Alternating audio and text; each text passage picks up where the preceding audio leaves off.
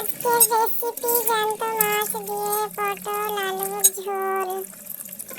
প্রথমে মাছগুলো ভালো করে ধুয়ে নিলাম, তাতে নুন হলুদ মাখিয়ে নিয়ে গ্যাসে একটা পাত্র বসিয়ে পাত্রটিতে তেল দিয়ে ভালো করে গরম করে দিয়েছি। তারপরে মাছগুলো ভেজে নিচ্ছি। লাল লাল করে মাছগুলো ভেজে নিলাম, নিয়ে তুলে নিলাম। ওরই মধ্যে পটল আলুগুলো দিয়ে ভেজে নিলাম। পটল আলুগুলো হালকা ভেজে নিয়ে তুলে নেব।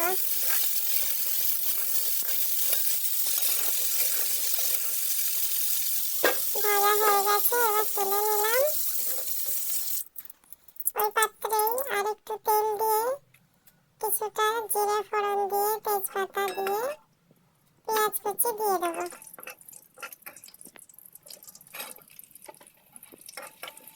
পেঁয়াজ কুচি দিয়ে ভালো করে পেঁয়াজটা ভেজে নেব।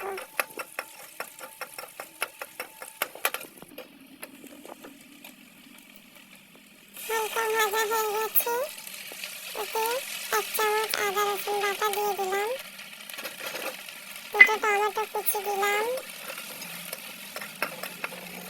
1 চামচ লবণ দিলাম, দিয়ে ভালো করে কষে নেব।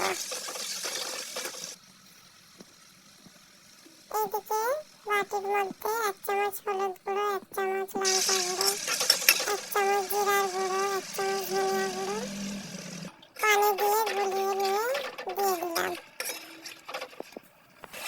দিয়ে মশলাটা ভালো করে কষে নিচ্ছি।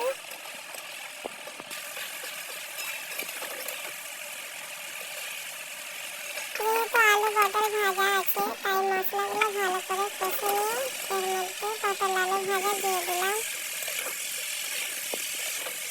দিয়ে ভালো করে কষে নিচ্ছি। রেসিপিটি ভালো লাগলে লাইক কমেন্ট সাবস্ক্রাইব করবেন। কষানো হয়ে গেছে, এবার ঝোলের জন্য পানি দিয়ে দিলাম। পানি দিয়ে ঢাকা দিয়ে দেবো।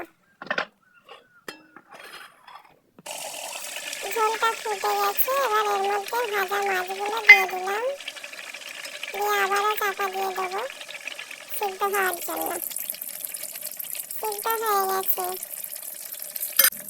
মাছের ঝোল রেডি। আল্লাহ হাফেজ।